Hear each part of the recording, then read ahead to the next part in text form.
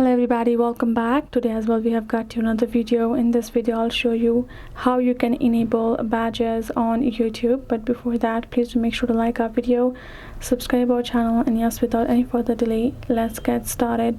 So what you're going to do over here is simply gonna go ahead and open up your particular YouTube app. Then when you go to the use section at the bottom right, you will be able to find this option of badges. Right, you will find the badges option right over here. Once you are eligible and have enabled it, you're gonna tap on it and you will get the access to the badges. So now to get it and be eligible is that you have to make sure that you have been commenting on a select creator.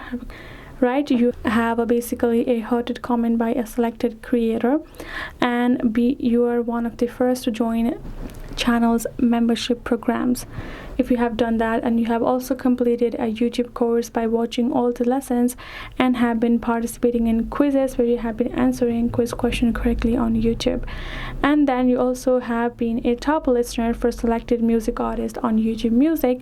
So what you're going to be doing is you're going to go have a thorough research of which creators are the eligible for the YouTube Music, so where you can be a listener for them and can earn a badge. And when you go to use section, you will be able to enable the badge option.